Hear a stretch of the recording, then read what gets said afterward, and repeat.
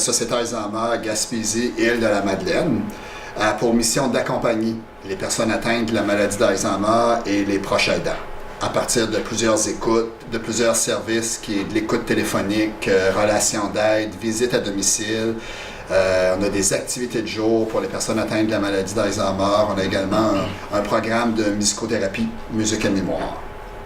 Notre organisation elle compte sur 6 points de service en Gaspésie et un aux Îles-de-la-Madeleine. Et actuellement, nous sommes 13 employés autour de la région Gaspésie-les-Îles. La Journée mondiale de la maladie d'Alzheimer, c'est une journée importante. C'est une activité qui est rendue mondiale.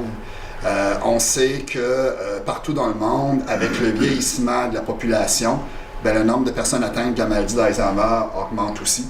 Présentement, on parle de 50 millions de personnes atteintes de la maladie d'Alzheimer partout dans le monde. Si on revient au Québec, actuellement, les chiffres, ça sera à l'entour de 140 000 personnes. Et c'est beaucoup, oui. Et ça devrait doubler d'ici 15 ans. Cette année, le thème qui a été retenu, c'est « À toutes les 3 secondes ». Ça le dit, ça parle fort, c'est qu'à tous les 3 secondes, il y a un nouveau diagnostic de la maladie d'Alzheimer au niveau mondial. Pour ceux qui aiment les statistiques, c'est sûr qu'on en a beaucoup. On ne veut pas trop vous en donner parce qu'il ne faut pas se perdre dans les statistiques, mais elle est quand même intéressante pour la région. Gaspésie-les-Îles, on parle de 2090 personnes qui auraient des pertes cognitives. Et ça veut dire une moyenne de 5 aînés de la région qui ont un trouble neurocognitif par semaine. Donc, c'est une donnée quand même importante. Et ça aussi, c'est sûr qu'avec notre région qui est vieillissante, il ne faut pas se le cacher qu'il faut s'attendre que dans les prochaines années, ça devrait être encore en croissance. Au cours de la dernière année, la Société Alzheimer Gaspésie-les-Îles a offert des services à 387 proches aidants dans la région et 223 personnes avec des pertes cognitives ont eu des services. Et ce, grâce à toute notre équipe de travail.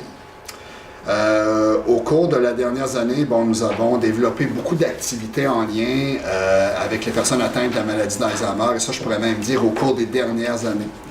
Dans le passé, on travaillait beaucoup avec les proches aidants. Par contre, on s'adapte beaucoup, le fait qu'on sait qu'on a de plus en plus de demandes avec les personnes qui ont des pertes cognitives, on s'adapte.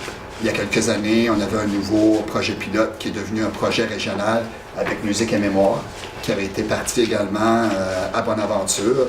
Et là, je suis vraiment fier de vous mentionner qu'on innove avec un nouveau programme. Même s'il y a un début de déclin cognitif, des études démontrent que le cerveau peut encore être entraîné et ainsi retarder l'apparition des symptômes problématiques. Nous proposons donc aux participants de les aider à appliquer certaines notions de prévention cognitive qui peuvent les aider à retarder l'apparition des symptômes de la maladie. Nos objectifs, ralentir la détérioration en stimulant les capacités cognitives et psychosociales préservées, maintenir l'autonomie de la personne le plus longtemps possible, renforcer l'estime de soi, puis maintenir les activités sociales. Il y a M. Royal Poirier qui est ici pour représenter le service ambulancier de la baie, qui nous ont quand même donné 14 000 $ pour le projet. Puis on sait que c'est quand même un certain nerf de la guerre pour nous autres, le financement, parce que sans un don comme ça, on n'aurait juste pas pu faire le programme. Agir pour un cerveau en santé, c'est un atelier de stimulation pour maintenir un esprit vif, est un projet pilote comme l'a été Music and Memory, qui est présentement disponible dans nos 7 points de service. La SAGIN désire innover dans son offre de services et permettre à la population de notre région d'avoir accès à des services de qualité. Agir pour un cerveau en santé se fera en 2 étapes. Le premier groupe qui va être à Bonaventure, lui va permettre d'évaluer le déroulement et l'organisation des ateliers. Puis par la suite, en hiver 2019, auprès de 5 autres participants, on va avoir des outils créés par la Fédération québécoise pour évaluer les bénéfices. Donc, juste vous dire qu'au Québec, là, on va être les premiers à tester le programme cet automne. Donc, on va pouvoir voir. Mais ce que je suis contente de voir, c'est justement que là, on n'est plus dans le curatif ou qu'on n'est plus dans le... Tu sais, la maladie est là, qu'est-ce qu'on fait? Mais là, on parle de prévention. Fait que je pense qu'on est rendu là. puis il y a des choses à faire qui peuvent réduire. On a du contrôle sur certains facteurs de protection, fait que c'est là qu'il va falloir qu'on en parle.